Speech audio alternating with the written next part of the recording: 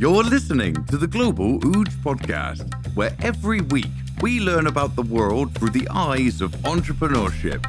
With your host, Ujwal Velagapudi. Everybody wants to retire early, right? But the difference between actually doing it and not is by simply taking action. Lance Tanaka was an executive for some of the largest international brands like Nike and Pepsi, which had him running operations all over the world. He had a desire to retire by the age of 45, and so he set out a 10-year plan at 35 to actually make it happen. He transitioned to doing what he loves, which is to truly make an impact on lives and the development of executives at large international companies. Similar to him during his corporate days, the Lance Tanaka Group is based out of Hong Kong and has accumulated over 17,000 hours of coaching over 1,000 executives, as well as a few thousand middle managers and thousands of top university grads from Asia, Europe, and even in North America, from the very best of the best global clients. Thank you so much, Lance, for joining the Global Ooge Podcast. How are you here today? Yeah, I'm good. Thank you all. Appreciate the opportunity. Yeah, definitely. Could you give us a little background about Lance and kind of your how you had gotten into the executive coaching world and how that even came to be? Okay, this might be a long answer. No worries. As you can tell by my name, Tanaka, I'm Japanese, but I was born, raised, educated in the U.S. Mm-hmm. And my first international assignment was in Tokyo running Pepsi Tokyo. And then after that, I went to Taiwan, where I became president for Pepsi Taiwan, then Singapore, running Southeast Asia, and then managing director for Indonesia. Oh, wow. And then I left them to join Nike, and I ran international for a division of Nike, which covered Asia Pacific, Europe, South America. But then my lifelong, I guess you could say, ambition was to retire at 45. Mm-hmm. So when I turned 45 in 2001, I left the corporate world, and retirement for me was to do what I love to do, what I'm good at doing. Mm-hmm. And so started this executive coaching consulting boutique firm. And what we did is we focused on C-suite level, either one-on-one coaching, coaching their teams, as a team, or group coaching, which maybe is C-suite -1, -2, working in groups. Mm-hmm. And then we focused primarily on the top companies within their industries. So we work with the big 3 consulting firms, big 4 accounting, the top 10 investment banks, the top 10 insurance companies, automotive, pharmaceutical, biotech, high tech. And so, we're very blessed. We get to work with, leaders of these really amazing companies throughout Asia, and now we're starting to expand into the U.S. and Europe. Oh, wow. So how did you, was it truly because of your background working in the Japanese and Indonesian Asian markets that allowed you to get into some of these larger corporate clients? Well, actually, I think the main reason was working at Pepsi. Okay. Nike also, but Pepsi.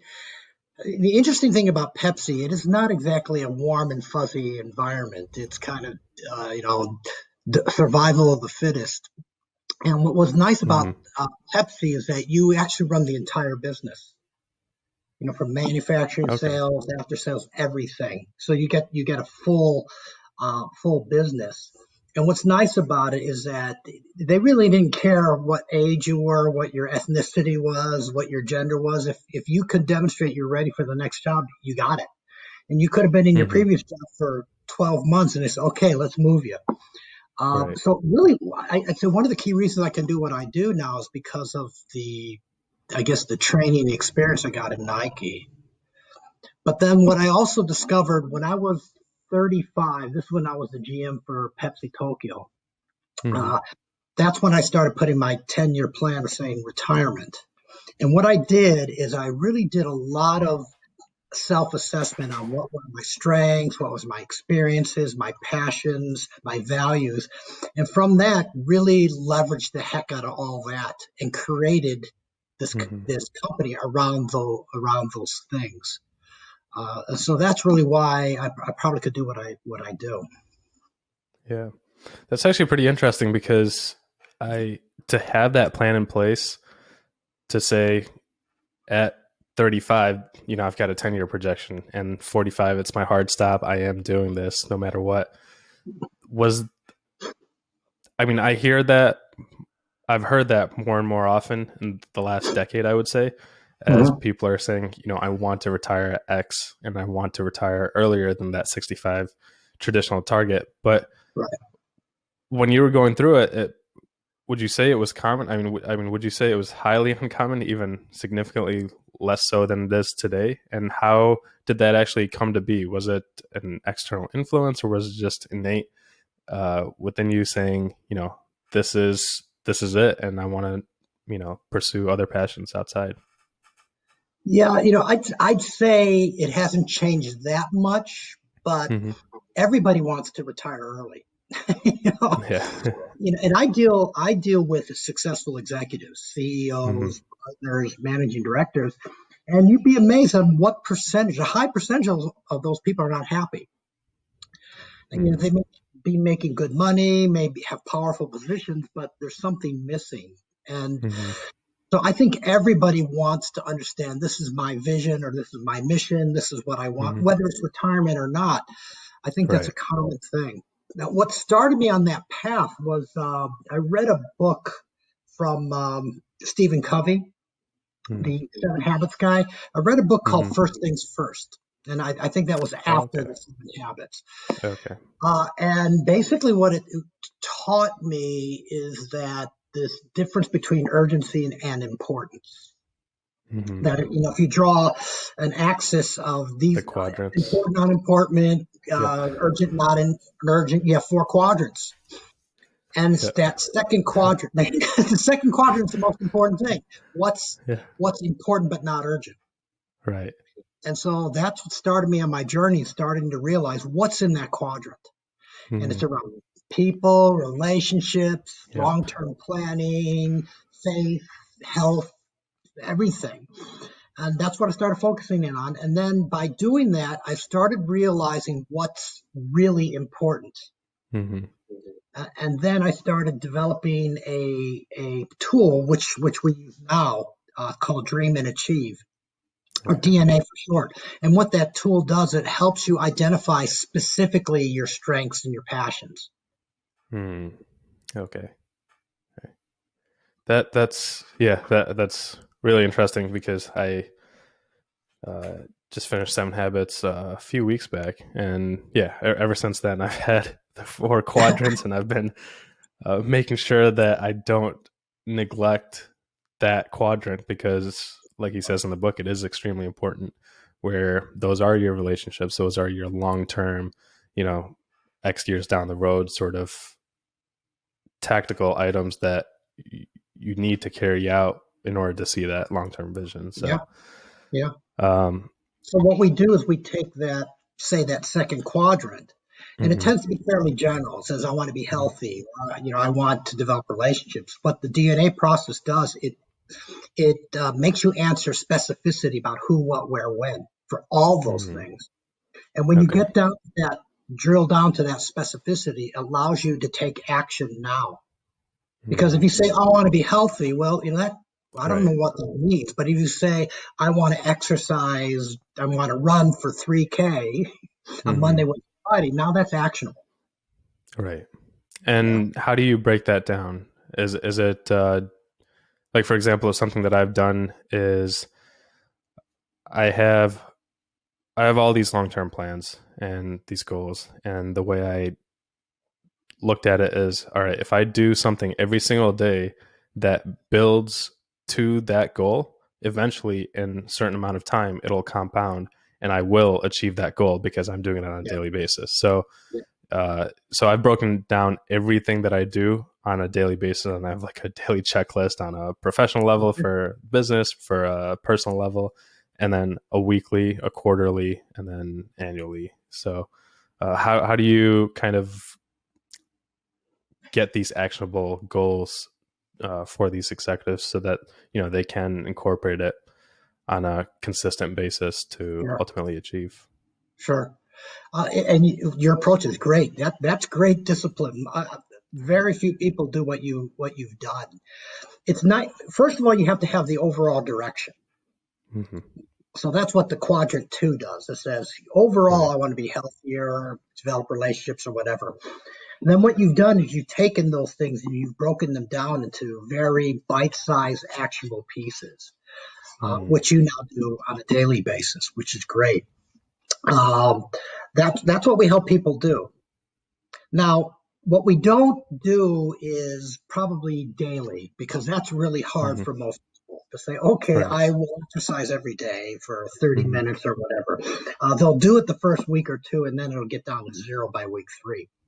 Right. Uh, what we do is we take those specific things and we break them down into what I call achievable steps.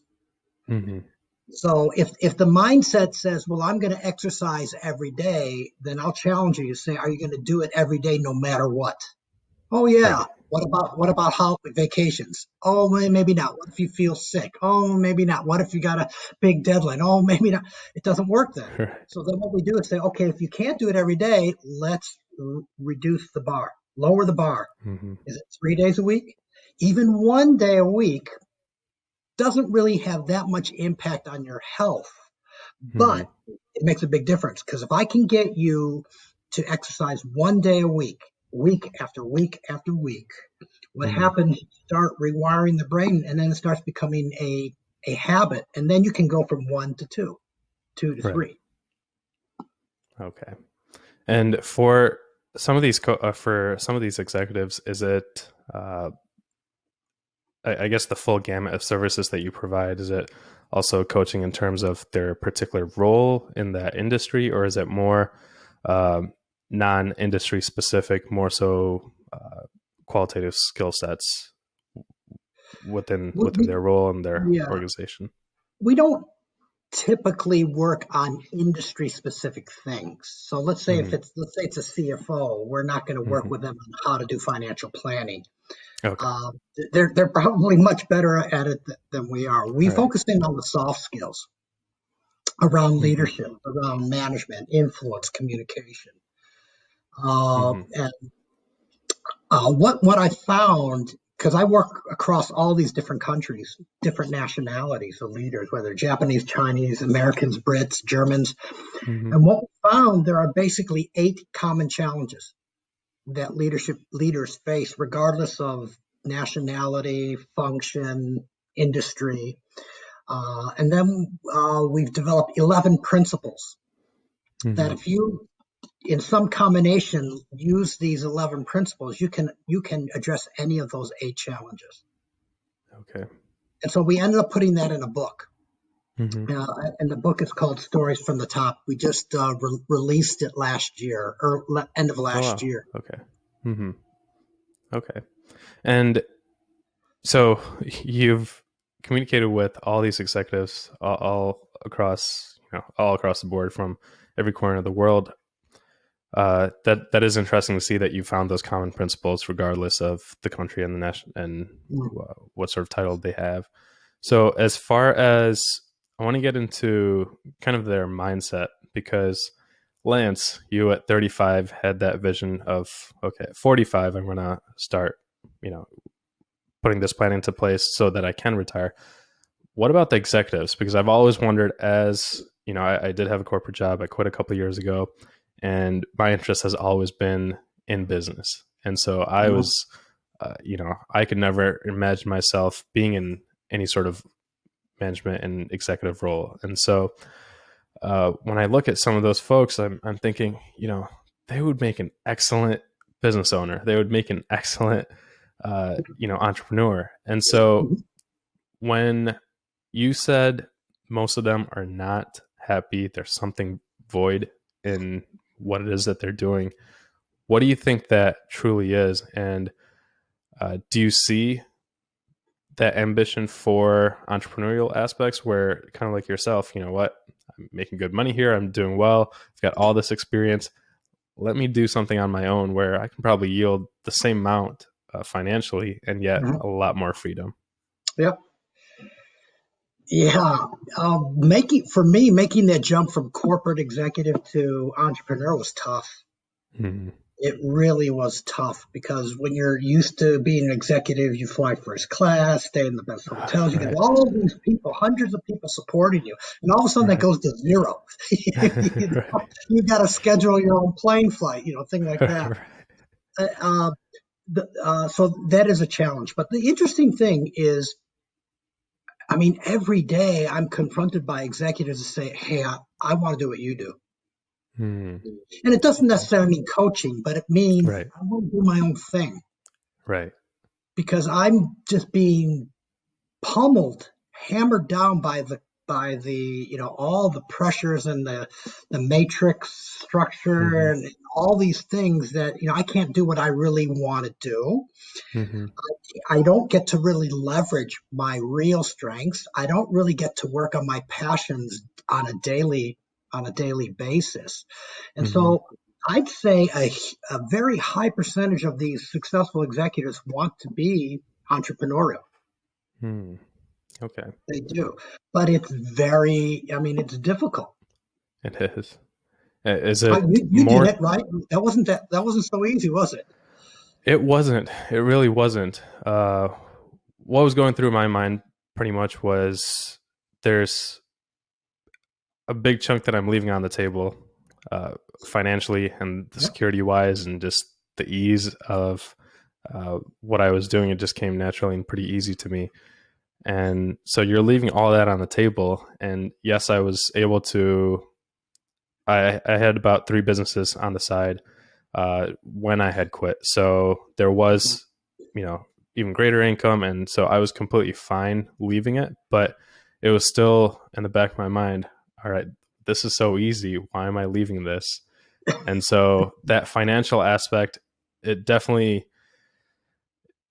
it definitely made me think twice and thrice, Sure. but ultimately it came down to the principle. I said, oh, Joel, you are leaving because you know that if not today, you know, down the road, financially you can yield significantly greater returns, and then personally, just freedom wise, you can learn so much more in whatever endeavors that you're going to pursue.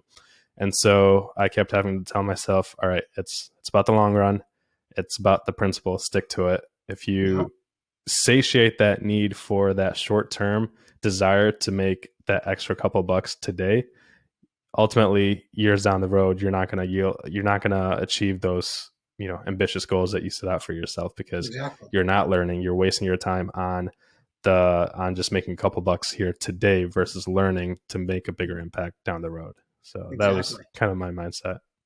I remember when I turned 45 and I'm about ready to quit Nike and about to start up this firm. And then I started thinking, well, maybe I'll wait 1 or 2 more years and I'll be able to get a little more financial, build my financial nest egg a little bit more. And then I'll be ready to jump. And then I ran into one of my mentors, and he Mm-hmm. basically said, if you work 2 more years, will that finance really make a significant difference in your long-term life? I said, no, Mm-hmm. not really. It won't have much Right. impact at all.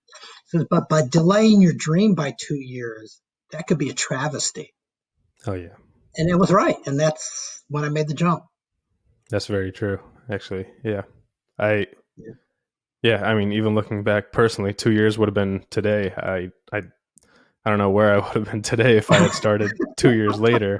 It yeah, 100% Yeah. agree that I think if you can have that mindset and shift to, and I think for the most part, would you say for a lot of these executives, it's that financial aspect where, like you said, they are used to a certain lifestyle and they are going from making, you know, X dollars, and then it's, oh my gosh, I have to start from scratch or go to zero, or, you know, that is it more so the financial transition, or is it, do you think also I am in a leadership position, I oversee 100 employees, I am respected in the community? It's a social hierarchy. Is that because I know I was born in India, and whenever I go back, I see that within in India, at least, as far as it's a prestige sort of thing. I mean, it is all over the world. I would say if you're working at a large company, you're an executive.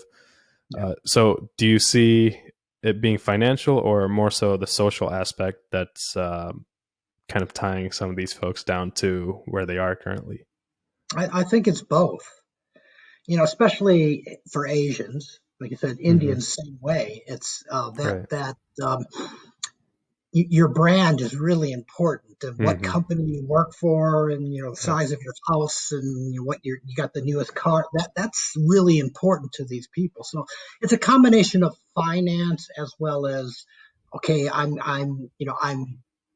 important, and then if I become an entrepreneur, I'm going to go from very important to nobody cares anymore. Right. And so those are two very big hurdles to have to get over. And then there's Mm-hmm. another hurdle. Once you get into the business, you start discovering things that you never even thought of. What do you mean by that? Just the various challenges that an entrepreneur faces? Yeah, I mean, in general, it's that you got to do everything yourself. Right. You just Yeah. can't delegate a menial task to somebody. You have to do Yeah. it. Right. So that's one thing. But the other one, especially in my business, is that business development is everything. Mm-hmm. Networking is everything. Mm-hmm. And you have to really build this discipline to go out there and network constantly, Mm-hmm. day after day, and deal with rejection. Yeah. And a lot of executives don't have to really sell, and they don't get rejection. And once you Mm-hmm. get into, Okay. into an entrepreneur, you're going to get lots of rejection, and you've got to be able to learn to deal with it. Know that's part of the numbers game. Mm-hmm. And for some people, that's too much. Mm-hmm. Okay. Typically, right now, then, or I guess when you had first started, you had mentioned it was your Pepsi relationships that really leverage. You were able to leverage that into some of your first clients. But what about today? How does marketing work today? What sort of mediums is it? Word of mouth with some of the clients that you worked with already? Is it an ongoing basis where uh, maybe some companies do an annual or biannual sort of uh, training, coaching with you guys? And how does that marketing effort look today? Yeah. Prior to last year, prior to Mm-hmm. 2019, all our new business was through word of mouth, Oh, wow. 100%. Okay. Mm-hmm. And so, and because we deal with the big three uh, consulting firms, the big four accounting firms, the big law firms, is one that gets a lot of credibility. When you say, "Oh, I work with Goldman Sachs executives," that immediately Mm-hmm. says, "Oh, you must be good." Right. Right? So there's credibility there. But the other thing is those clients or those companies serve other clients. Mm-hmm. Oh, And right. so we work that avenue a lot. And so what I do, when I look at all the people that I've coached, and it's a couple thousand now, Mm-hmm. I have a database of those thousands, 2,000, 3,000 people, and I'm Mm-hmm. always staying in contact, or I have a schedule, who to contact those people, because it's Mm-hmm. amazing how much business you get through just Your own clients. staying in contact with your own people. And then I've gotten to the Yeah. habit of asking them, "Hey, can you introduce me to one of your clients or clients that you think have a need?" And I've been able to generate business that way. So uh, I guess in my business might be a little bit different than on other industries, but I would imagine for most it's all about relationships. And if you've created great trusting relationships, that will Mm-hmm. generate a tremendous amount of business either within that company or outside. Can you talk a little bit more about that as far as those relationships? How do you nurture those relationships and how uh, to ultimately to the point where they are just effortlessly uh, fruiting some of those connections and some new business for you? Is it uh, just yeah? If you can kind of go into what that really entails, because I think that's something that a lot of people miss. And like you were saying before, in that second quadrant, those are our relationships. So Yeah. what strategies do you use, and what is networking, and then ultimately building the relationship, and then ultimately, yielding some actual financial incentive down the road. Okay. A couple things that go into that. Number one is that the focus needs to always be on them, not on you. Mm-hmm. It's Mm-hmm. not like, oh, look at how great I am. Look at what we've done. Here's what we can do for you. That Right. focuses on me, and that Right. doesn't work. What we do is the focus is on them. What are your problems? What are your needs? What are your priorities? What do you struggle with? What are your challenges? Mm-hmm. And the whole focus is there, because what we don't want to do is sell. What we want Yeah. to do is help identify hot buttons, problems, needs, things that they're really struggling with. And then maybe subsequent meetings, we can then sell to connect. Mm-hmm. So let's say that's one thing. The other one is around building exceptional customer service. And what I mean by exceptional customer service, meaning they send you an email, you respond immediately. You Mm-hmm. don't let anything go Yeah. 24 hours before you recontact them. Right. You deliver always on time, always Mm-hmm. earlier. Right. And so that's providing exceptional service. Now, the reality is you can't do that for all your clients. So Mm-hmm. what I do is what I call my platinum clients. These are my handful of clients that I want to be with. I want to build my business around. I want to work with them for 10, 20, 30 years. Mm-hmm. And so whenever there's a contact or anybody coming from those clients, everything gets dropped. And I make Okay. sure that I'm really taking care of them. I'm focused on them, deliver more, better, earlier. Mm-hmm. And they're always surprised by that, because you don't get that from service providers. Mm-hmm. And so that when I do go back to them saying, hey, is anybody you think could use my service? I go, oh yeah, I've got these three friends. The other thing is that it's easy to provide service levels and contact when you're working on an engagement, on a project with them. But Mm-hmm. that project ends. Right. Then what typically happens is, what most service providers do is they don't contact them until the Re-engage. possible. Mm-hmm. So Yeah. what I do is that's why I've got that database, and I make sure I'm in contact with them and I know what they want, or I know what kind of article to send to them, or their birthday, or whatever it may Mm-hmm. be. So you end up becoming more top of mind for them. So when that opportunity does come about, you're at the front of the line versus the Right. other providers. That's interesting. Yeah. Wow. And as far as all these countries that you've actually visited and gone to, you were saying that you jump on a plane usually about 3 out of the 4 weeks in a month. How do you maintain that relationship and maintain that contact? Is it do you have various team members that are in charge of certain accounts, and you get, like you said, the platinum clients? But how large is the organization? How do you structure it in such a way where that customer service is excellent and they are getting the service that you need, and then Yeah. also to be able to do the coaching and trainings? Yeah. I have 8 coaches, and they're in China, Taiwan, Hong Kong, UK, Mm-hmm. US, Middle East, and they have their platinum clients. Okay. And then, the whole focus is they need to make sure they provide exceptional service to that handful of clients. It could be 3, 4, 5, 6 clients. And then I'm doing the same. Mm-hmm. And then we coordinate between all of us about who's going to do what, because some of them, there might be 2 or 3 of us that will work on the same client. Okay. So Mm-hmm. we have to have great coordination. But the thing is, always stay top of mind, always focus on them. For example, is when I go to a client, and when you look at my client list, I'm very blessed. I've got really great clients and, world recognized clients, but I've also had them for years.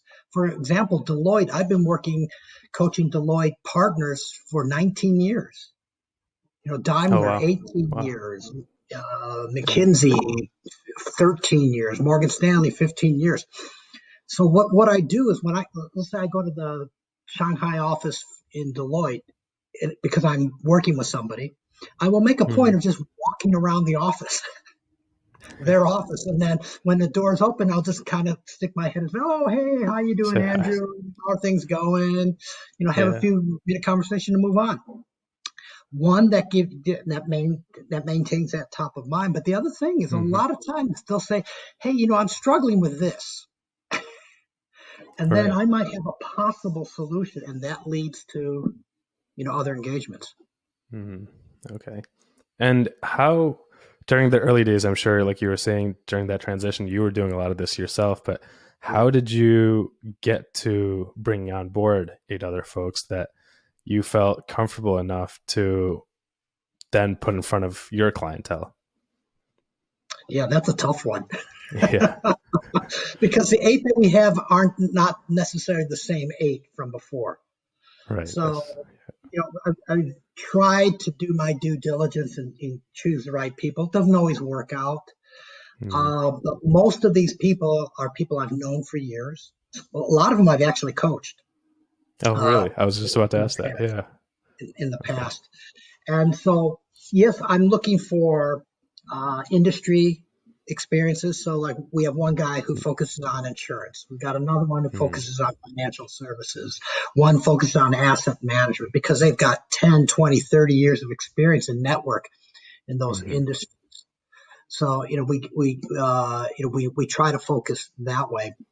But to me, the most important thing is, do we trust each other? Mhm. That's what's important to me. I don't have to work anymore. And you know, back in the corporate days, you have to work with a lot of jerks, a lot of people you Right. just can't stand, but you have Right. to, you have to work with them. I don't want to do that anymore. So I'm Mhm. trying to choose people that I enjoy working with, people that I trust, people that we're going to have long-term relationships where we share, we help each other, we take care of Mhm. each other. And so that's important to me now. Yep. And when you were bringing some of your team members on, did you have a playbook that they could go off of, or was it, or especially in the early days, was it more that hands-on training? You come shadow me, or we'll tag team this coaching session together, and then slowly learn, and then so on and so forth. Or is there kind of right now, let's say you're bringing in that ninth and 10th person, is there a playbook or an SOP that you can provide? Well, first thing is I haven't read the book because the book Right. book really encapsulates a lot of the techniques and methodologies that we use. But Hmm. to your point, and this is where I'm not very disciplined. When I first started, I had no playbook. It was just like, Hmm. okay, let's Let's just just keep do this. talking. Let's get Yeah. meeting. I'll walk you through this engagement, or if you're going to be pitching this client, let's talk about how to do that. That's how it was in the beginning. And the reality, that's still kind of the way it is now. But we'll schedule every month a what I call circle, where Hmm. we all get together and we go through some case studies and business development activities. I yeah, I hate to admit it, I still need to do a more disciplined job of codifying and putting all that into I guess a manual kind of thing. But the interesting thing about coaching, it's very visceral. It's not necessarily technique. Hmm. And that's where I think the mistakes that, there's a lot of coaching accreditation companies out there that Right. certify you to become an executive coach. They're focused on technique.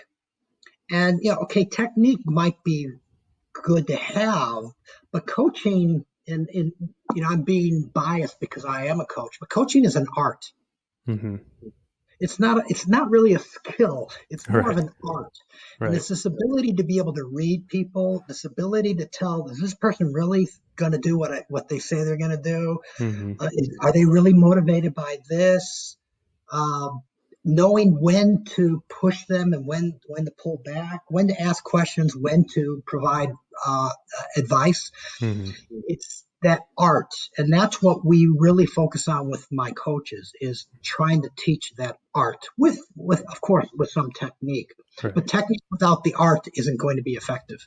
Exactly. And so when you have that, when you do say it is an art, how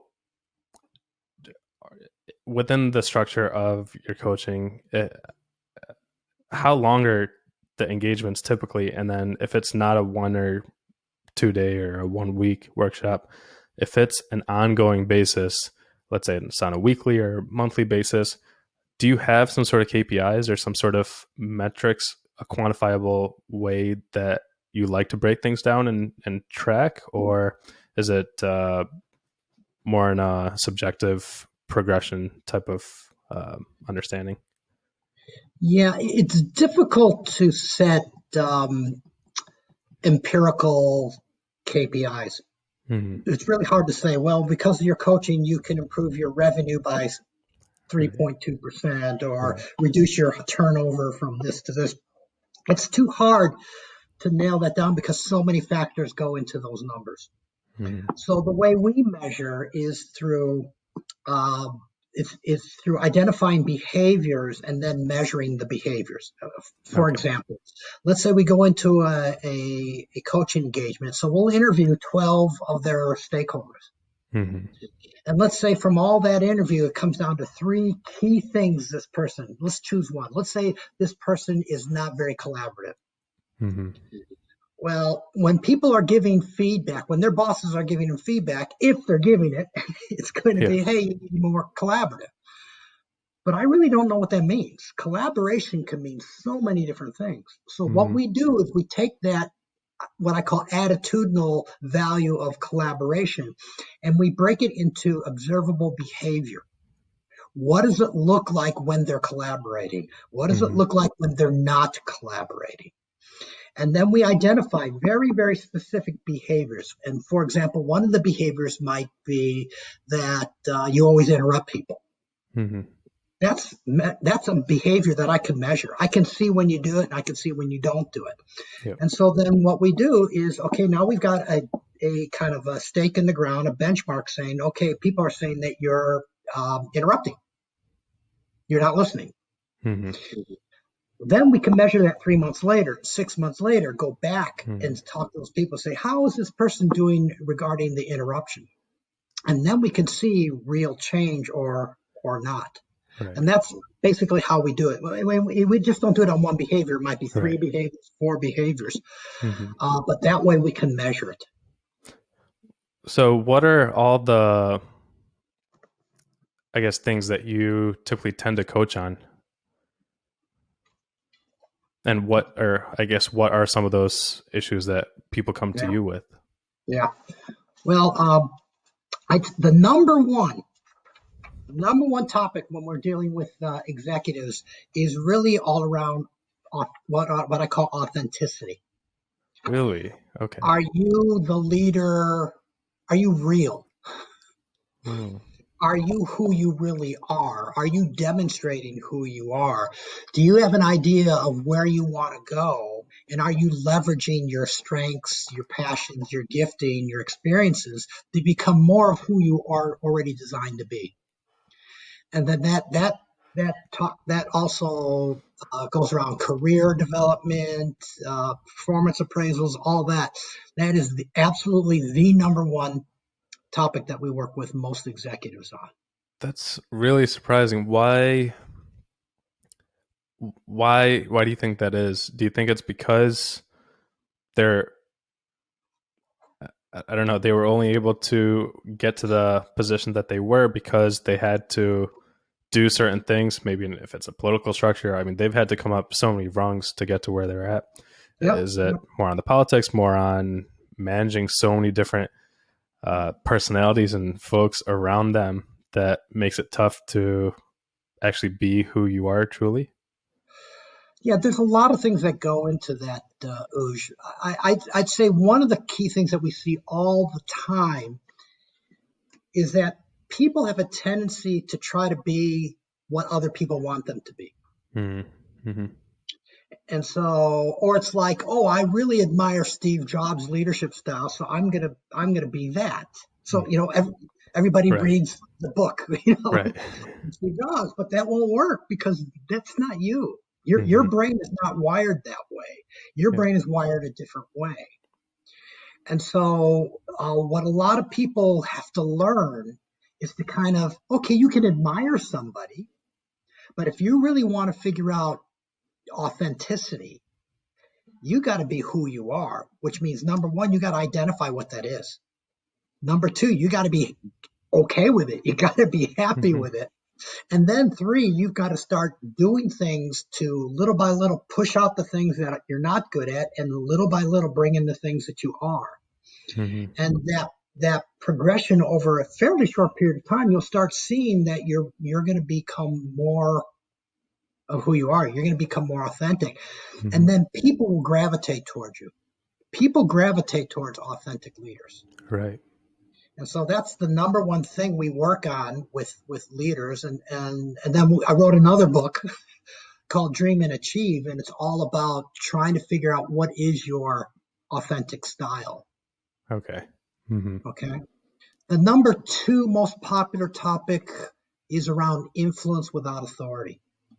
Funds without authority. Okay. Because most companies now are matrix structured. Hmm. And no one in the organization really has power to do what they want. They have to Hmm. influence. Even the CEO doesn't have power. Right. The CEO can't say, okay, we're going to get out of this industry and we're going to move into this product level. Hmm. You can't do that. Right. They've got to convince a lot of different people. And so it's this whole process of how do you influence people, even though you have no authority over them? Hmm. How do you get them to want to follow? Not because they have to, but because they want to. And that is the the number two most requested topic that we work on with executives. Is that something where essentially you're trying to convince your higher ups? If you're, let's say, the CEO, you're trying to get that approval from your board, and Yep. it's always okay, or even That your peers and peers, but right. even your people. Okay. You're going to be a much more effective leader if you get your people to want to follow you rather than Hmm. get them to have to follow you. Okay. Yeah, that's very true. You get much greater results Hmm. from it. So if you can even take that mindset of saying I've got to influence my people, you start getting that mindset and you start making those changes that you need to make. You're going to Hmm. become a much more powerful leader. And Lance, throughout, I mean, everything that you're saying, I kind of taken back into some of my experiences with different cultures and different people from different parts of the world. I know you mentioned there's, uh, even the across various countries, there's some of the core essence is still the same. But how do you maneuver all those all those changes with the cultural aspect? I'm sure it has to be significant, and the language barrier as a secondary question. Do you know more than one language, and if so, what are they? And so, how do you work through some of those challenges? Well, I'm for coaching. Coaching is a very nuanced It uh, is, yeah. uh, profession or whatever. So you really have to have an exceptional understanding of the language. Mm. So just being fluent is not enough. But I can do Japanese or Chinese. But it's more conversational. It is Okay. nowhere near the level of proficiency to be able to coach. It's hard enough doing it in English. Right. Right. It's hard enough. But there are differences culturally when Hmm. if you're coaching a Japanese person versus coaching an American or a German. Hmm. There's differences, and you have to adjust your approach for the different cultures or different nationalities. Hmm. What do you think has been the biggest learning experience as far as, okay, you've got a new customer in this new country or this new region, and you've never experienced it before, and it was maybe what you were trying to say and convey didn't quite translate properly, not literally, but metaphorically. Mhm. And I mean, maybe not today, but maybe years ago, was there any particular country that, okay, wow, this kind of, this is pretty interesting and this is new? Yeah, I mean, right now I'm looking at India. Okay. Yeah, Uh, that can be you different. know, we do India on a ad hoc requested basis. So Morgan Hmm. Stanley says, "Hey, I got somebody," or Goldman Sachs says, "I got somebody in India. Go, coach them." Okay, we'll do that. But Hmm. now I'm starting to look at, well, with as big as India Right. is, that we need to start establishing maybe an office or a presence Hmm. in India. And I remember the first time I did a workshop in India, it was a big shock for me because I'm Hmm. used to doing Chinese and Japanese and Koreans. And when you do workshops with those cultures, you're spending a lot of effort trying to draw people out, Hmm. trying to get them to talk. Then I get to India and it's just the opposite. We got Really 11 directors in there. Oh, going at it. Yeah. so had to had to learn how to be able to kind of, this terrible thing to say, shut people up, but Hmm. get people to to calm down so we can Right. get everybody in. So we had to learn that process on how to do a group workshop in India is very different than how we would do it in Japan. Hmm. Yeah, I could see that. And what specifically your company is based out of Hong Kong, right? So how much time do you really spend there, and do you have a lot of clients actually within Hong Kong or mostly mainland China? Well, Hong Kong back in 2001 when I started up was the gateway to China. Hmm. So all the clients, even though our first focus was Greater China, Hmm. so Hong Kong made the most sense to do that. But then as time goes on, and as it will continue to go on, Hong Kong is going to get less and less influence over China, Hmm. and so Shanghai and Shenzhen, Beijing, they're all going to really grow. Uh, so that's why I spend a lot more time in Shanghai and Beijing, for example. So I have to Hmm. fly there every month. uh, Although I haven't done that at all in 2020. But Right. hopefully 2021 or 22 we'll start doing that again. But face to face is important. Hmm. I mean, you can't do it all the time, obviously. Even before or post COVID, you can't do all face to face. It's just Hmm. not economically feasible or logistically feasible. But it's still really critical. So you still have to have a presence in those markets. Hmm. And typically, when you structure your day, when you said logistically not possible, do you do a couple hours with somebody, a couple hours with another client, a couple hours with another client throughout a single day, or do you typically block off an entire day to do kind of a workshop with the greater team? It's interesting. Every day is different.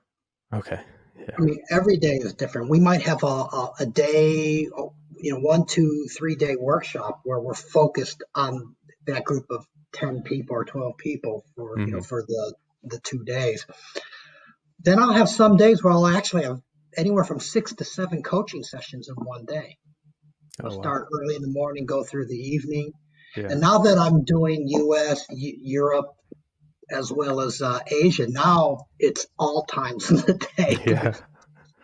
I can do sessions at 5 in the morning, Oh wow. Yeah. uh, and do them late at night. I once did a workshop where it started at, let's see, my time was around 8 o'clock in the evening and ended at 3 or 4 in the morning, Yeah.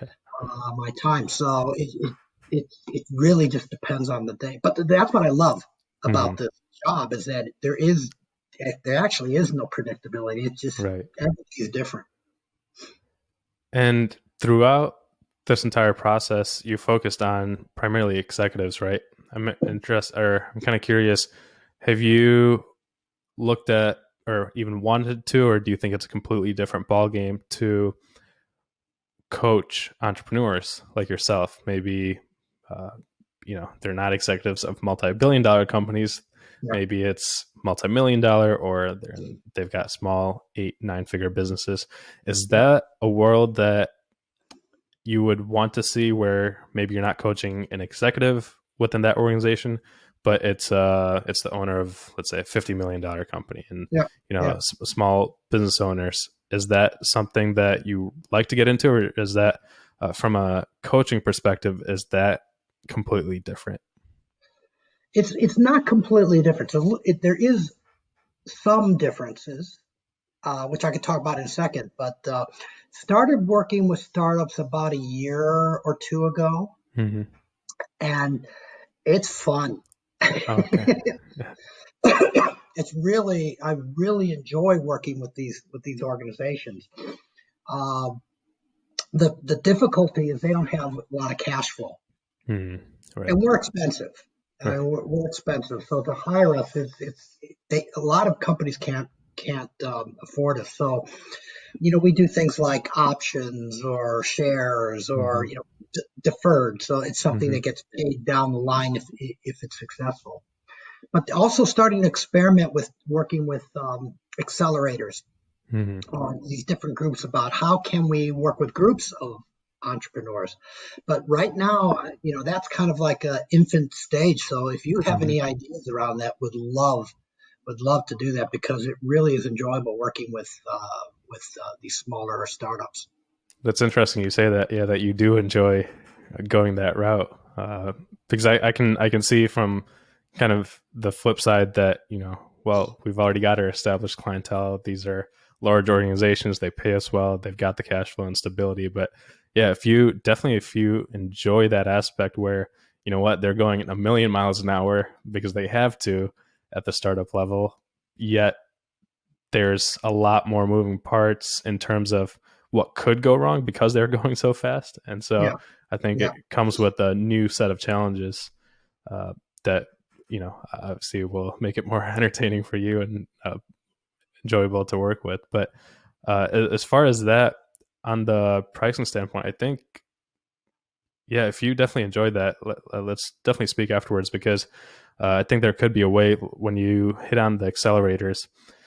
Some of these facilities and organizations, they do have those in-house coaches or resources to be able to go to and to partner up with some of those facilities where, okay, maybe it's not Lance that's going down and providing that service, but maybe it's someone from your greater team where you can say, all right, maybe we'll do it within a certain structure, a financial structure where, like you just said, the options and deferred payments could work out financially with those companies.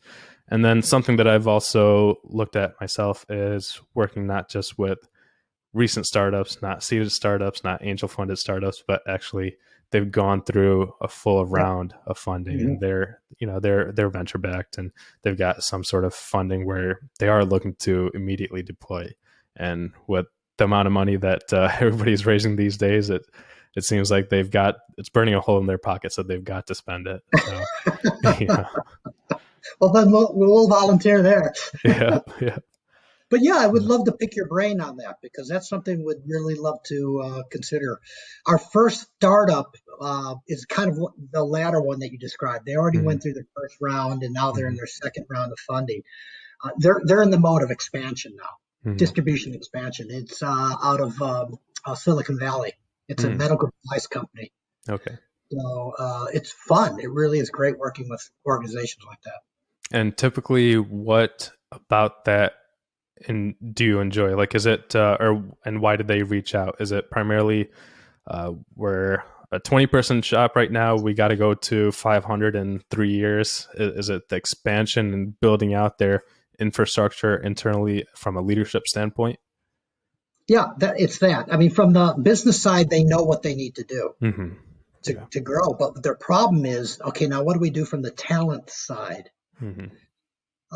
That's an issue. And it becomes more of an issue for these companies, because when you add one or two people, that's a significant increase Right. in say, in the leadership roles. And it creates, it's what I call the compression factor. which is when if you have to hire somebody from the outside, you got to pay them more than the people on the inside. Right. Right. And then there's jealousy and there's all kinds of Mm-hmm. issues that come out now Right. because but you have to do this because you need those skills to be brought in. So a lot of what we work with a CEO and his or her team is how to manage through these really sensitive issues of bringing new people in. How do we assimilate them? How do we get the people on, existing, how to accept them Mm-hmm. and deal through all that? That's a big concern that we find working with these startups. Okay. Yeah, I'm actually that's very excited. I'm excited for you because I think that's on one side you're working with the clients that ultimately these startups want to be one day, where they are established, they are these large multinational corporations. So that's interesting. You're seeing kind of both sides of the coin. Right, and these people tend to be younger. Mm-hmm. They're younger CEOs, and a lot of them really don't have business experience. Right. You think they're more So, malleable that way? oh yeah, Yeah. they're much more like, oh yeah, okay. Yeah, because when we're dealing with an executive who's been in their automotive industry for 30 years, they think they know everything. Right. When you get a new CEO of a startup's like, okay, I got a great idea, but I don't know anything. Mm-hmm. Yeah. And those are much more rewarding to work with people like Mm-hmm. that. Yeah. They're probably Because more receptive. we refuse certain coaching engagements because we just don't think the person's open. Mm. If the person isn't open to change, I don't want to deal with them. I don't care how much you pay me; it's not worth it. I was going to ask that because it does take two to be able to say, I will learn from this and I will progress, right? To be open and receptive and not have some of those filters on. Exactly. Yeah. Thank you so much, Lance. I know probably got a packed day and we're ending near the hour, but I really appreciate you sharing so much, and definitely want to talk to you again. Like we said, I think there's a lot of synergies, and especially that last little bit about working with startups. I think, at least there's definitely some in my world that I can definitely introduce you to, and see if they may come to fruition. But it was amazing understanding kind of the different perspective, especially how you're interacting with some of these executive coaches and the nuances with every region, every country. And so definitely appreciate you taking the time. Well, I appreciate your time, so thank you so much as well. Thank you so much for listening to the show this week. Please do leave a comment on your thoughts about today's episode, and make sure to hit subscribe to get the latest on the Global Ooge. Or if you already have, please share with a friend that you think might enjoy.